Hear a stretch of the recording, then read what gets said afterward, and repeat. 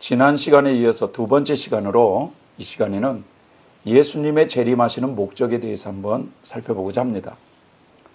오늘날 설교나 서적들이나 각종 여러 징조들을 통하여서 성도들이 예수님의 재림에 대한 관심을 많이 가지고 있지만 정작 예수님께서 재림하시는 목적을 바르게 알지 못하여 재림을 대망하는 신앙생활을 어떻게 해야 되는지에 대해서 잘 모르고 있는 실정입니다.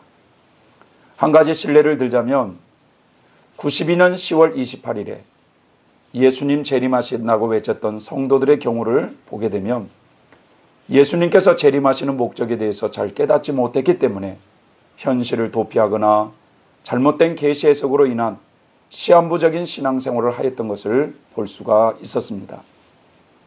이런 결과로 사람들은 재림신앙이 오히려 부정적으로 보여지게 되었고 그 후로는 한국교회 강단에서 종말이나 예수님의 재림이 가깝다라는 말씀들이 점점 사라지게 되었습니다. 교회가 재림신앙이 강조되지 않다 보니까 자연히 교회는 세속화가 되어버렸습니다. 성도들의 눈이 하늘의 것을 바라보며 살아가는 것이 아니라 땅의 것에 집착하며 살아가는 교회의 세속화가 심각하게 되어버린 것입니다. 자, 이러한 현실을 볼 때 예수님께서 재림하시는 목적을 바르게 깨닫는 것은 건전한 성경적인 재림신앙을 갖도록 하는데 대단히 중요한 것입니다. 따라서 여기서는 성경을 중심으로 재림의 목적을 크게 세 가지로 나누어서 살펴보고자 합니다. 첫 번째로는 예수님께서 재림하시는 목적 중에 하나는 바로 익은 열매를 추수하기 위해서 오시는 것입니다. 마가복음 4장 26절부터 29절 말씀을 보면 또 가라사대 하나님의 나라는 사람이 씨를 땅에 뿌림과 같으니 저가 밤낮 자고 깨고 하는 중에 씨가 나서 자라되 그 어떻게 된 것을 알지 못하느니라. 땅이 스스로 열매를 맺되 처음에는 싹씨요 다음에는 이삭이요 그 다음에는 이삭의 충실한 곡식이라. 열매가 익으면 곧 낫을 대나니 이는 추수 때가 이르렀음이니라. 아멘. 자, 이 말씀을 보면 추수하시는 원리가 나와 있습니다. 처음에는 싹이요 그 다음에는 이삭이요 그 다음에는 열매가 익은 충실한 곡식이라. 열매가 익으면 낫을 대어 추수한다는 것입니다. 중요한 것은 열매가 익어야 추수한다는 것입니다. 예수님을 영접하고 신앙생활을 한 지가 얼마 되지 않는 성도들은 마치 이제 싹이 막 나온 성도와 같은 것입니다. 어느 정도 연단도 받아가면서 신앙이 점점 성장되어 간 사람들은 이삭과 같은 모습입니다. 문제는 이런 성도들은 아직 익은 열매가 되지 못했기 때문에 추수되지 못한다는 사실입니다.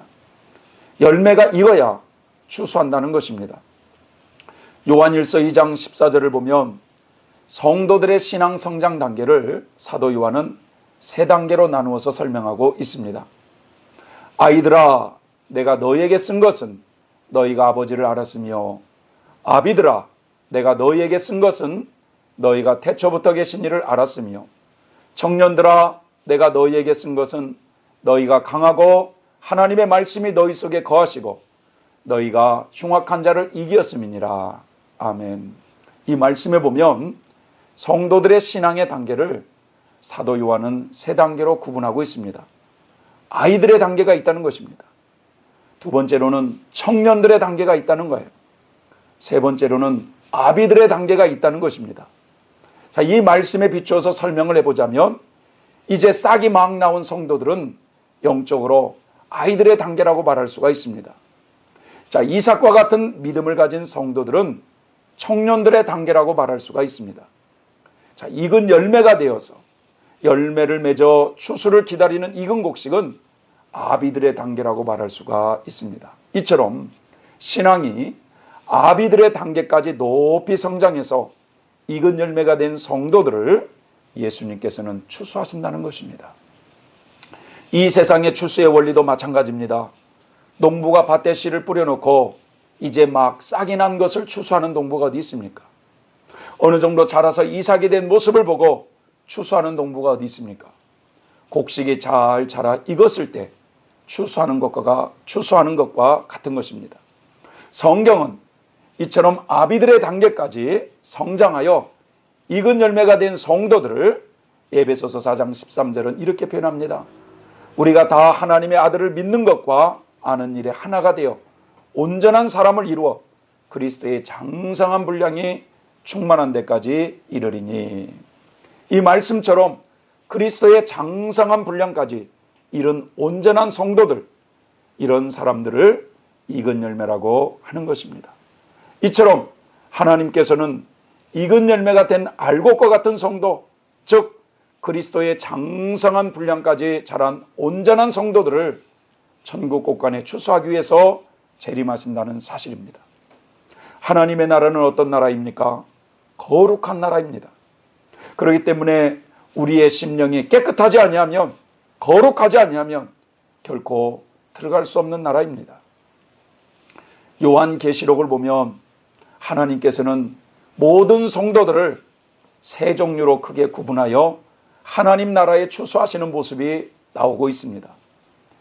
예수님이 성도들을 추수하기 위해서 공중에 강림하실 때, 이때 휴거되는, 그래서 천국 곳간에 추수되는 성도들을 처음 익은 열매라고 말하고 있습니다. 두 번째 익은 열매가 되어서 추수되는 사람들은 누구냐? 대환란에 들어간 성도들 중에 신앙의 정절을 지켜가면서 목숨을 바친 순교자들이 두 번째 익은 열매로 추수되는 장면이 나옵니다. 세 번째 익은 열매가 되어서 추수되는 사람들은 대환란을 살아서 통과하는 성도들입니다. 이처럼 하나님의 나라는 익은 열매가 되어지는 순서대로 추수된다는 사실입니다. 대환란의 동안의 불신자들은 엄청난 환란과 고통 속에서 악으로 익어져 가게 되지만, 환란에 들어간 성도들은 환란 속에서 연단을 받으며 점진적으로 선으로 익어가게 된다는 사실을 알아야 한다는 것입니다. 이러한 이치를 깨닫게 해주시는 말씀이 다니엘서 12장 10절을 보면, 많은 사람이 연단을 받아 스스로 정결케 하여 희게 할 것이나 악한 사람은 악을 행하리니 악한 자는 아무도 깨닫지 못하되 오직 지혜 있는 자는 깨달으리라. 다니엘서 12장 전체가 대환란에 관한 말씀입니다.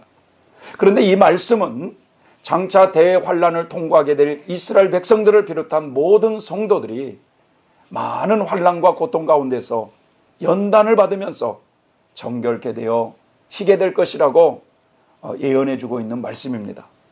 자, 예수님께서 재림하시는 목적 중에 하나가 익은 열매를 추수하기 위해서 오신다는 말씀을 통하여서 이 마지막 때를 살아가는 성도들은 예수님의 재림을 대망하면서 예수님을 닮아 익어져 가는데 최선을 다하는 성도들이 되어야 할 것입니다.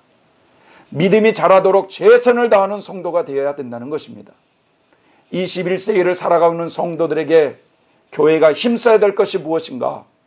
성도들이 성숙된 믿음으로 자라갈 수 있도록 힘써야 한다는 것입니다.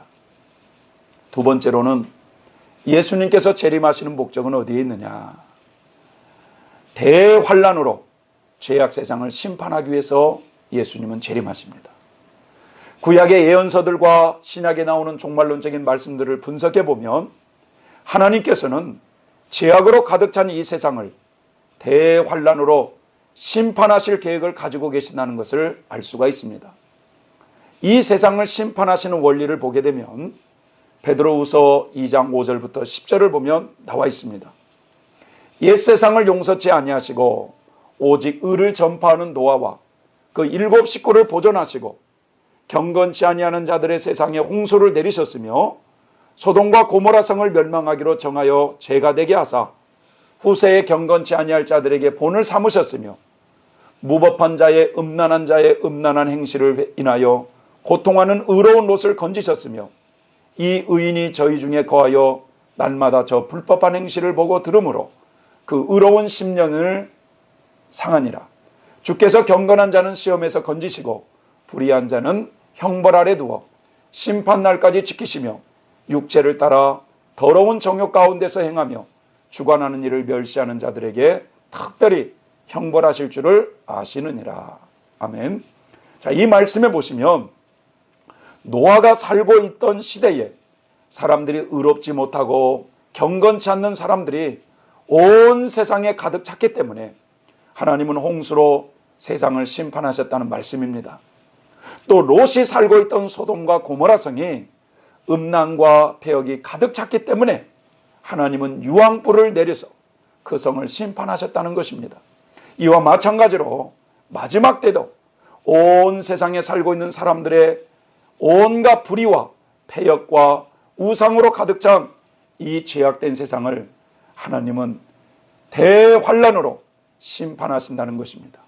그래서 마태복음 24장 21절이나 37절 39절 말씀을 보면 이는 그때 큰 환란이 있겠음이니라.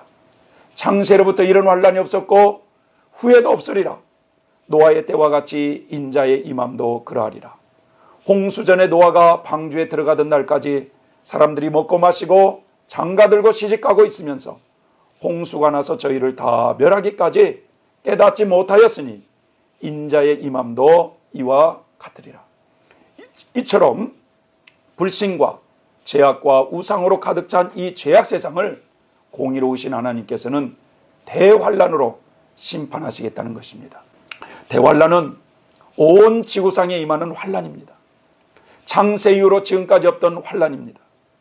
예수님께서 공중에 강림하실 때 곡식이 다 익어서 알곡과 같은 성도들, 다시 말해서 익은 열매가 된 성도들은 휴거가 될 것입니다. 그런 후에 이 땅에는 대환란으로 죄악 세상을 심판하게 될 것입니다. 특별히 이 대환란이 일어나게 되면 이 세상은 어떤 일이 펼쳐지는가? 먼저 세계적으로 극심한 흉년 재앙이 있게 될 것입니다. 이때 많은 사람들이 경제적인 어려움으로 큰 고통을 당할 것입니다. 사람들이 힘들고 어려우니까 쉽게 죄를 범합니다. 원망, 불평, 신경질, 짜증, 분노, 도둑질. 그럴 때 그런 사람들의 배후에서 역사하는 마귀들은 더 강하게 사람들의 마음을 사로잡아 죄를 범하도록 이끌어 갈 것입니다. 사람들은 급속도로 악해져 가면서 또한 전쟁 재앙도 일어날 겁니다. 전쟁으로 수많은 사람들이 죽게 되어 있습니다. 그러네 전쟁을 마무리하면서 살기 좋은 낙원을 만들어주겠다고 약속하는 가짜 재림주 적그리스도가 등장하게 된다는 것입니다. 그는 재림주 행세를 하면서 예루살렘 성전과 온 세상 방방곡곡에 자신의 우상을 세워 세상 사람들로 하여금 우상 숭배에 빠지게 하며 성도들을 미혹하고 박해하는 가운데 수많은 기독교인들이 피 흘리는 사건이 일어나게 될 것입니다. 그래야 온 세상은 적그리스도의 우상을 숭배하면서 음행에 빠지게 되고 폐역 무도한 모든 사람들을 향하여 하나님의 심판의 진노가 이 땅에 쏟아지면서 이 죄악 세상은 멸망하게 되어 있습니다. 이것이 요한계시록에 예언된 말씀들입니다. 이처럼 예수님께서 재림하시는 목적 중에 하나가 죄악된 세상을 대환란으로 심판하신다는 것을 알 수가 있다는 것입니다. 마지막 세 번째로는 예수님이 재림하시는 목적이 뭐냐? 바로 천년 지상 낙원을 건설해 주시기 위해서 오신다는 것입니다. 예수님 공중에 강림하실 때 익은 열매가 된 성도들, 즉 알곡과 같은 성도들을 추수하시고 그리고 불신과 죄악으로 가득 찬 이 죄악 세상을 대환란으로 심판하시고 그리고 불행이 없는 행복으로 가득한 하나님의 나라를 이 땅에 건설해 주시기 위해서 예수님은 재림하시는 것입니다. 성도들을 위해서 예비된 그 하나님의 나라를 바로 천년 그리스도 왕국이라고 하는 것입니다. 지상 재림하시는 예수님께서는 주님을 위해서 충성스럽게 수고함으로 이익을 남긴 성도들에게 이 땅에서 주실 상급에 대해서 성경은 이렇게 말씀하고 있는 것입니다. 누가복음 19장 11절부터 17절 말씀에 보면 가라사대 어떤 귀인이 왕위를 받아가지고 오려고 먼 나라로 갈 때에 그 종려를 불러 은 10문화를 주며 이르되 내가 돌아오기까지 장사하라 하니라. 귀인이 왕위를 받아가지고 돌아와서 은준 종들의 각각 어떻게 장사한 것을 알고자 하여 저희를 부르니 그 첫째가 나와 가로되 주여 주여 한 문화로 열 문화를 남겼나이다. 주인이 이르되 잘하였다 착한 종이여 네가 지극히 작은 것에 충성하였으니 열 고을 권세를 차지하라. 자, 왕위를 받아가지고 돌아온 귀인은 누구를 의미하고 있는가? 바로 지상으로 재림하신 예수님을 가리켜 말씀하고 있습니다. 그 귀인이 왕위를 받아가지고 돌아와서 종들을 각각 불러 이익을 남긴 만큼 몇 개월씩 다스리시는 권세를 준다고 하셨는데, 이것은 성도들에게 상급의 정도에 따라서 이 땅에서 다스릴 권세를 주신다는 것을 말하는 것입니다. 바로 이 땅이 어떤 곳이냐? 천년 그리스도 왕국이라는 것입니다. 이 천년 왕국은 어떤 나라이냐? 다니엘서 9장 24절의 말씀처럼 메시아 왕국에 오면 이 세상에는 허물과 죄가 없게 되고 모든 죄악의 영원히 구속되고 하나님의 영원한 의가 드러나고 모든 이상과 예언이 응하게 되는 나라라고 말씀하고 있습니다.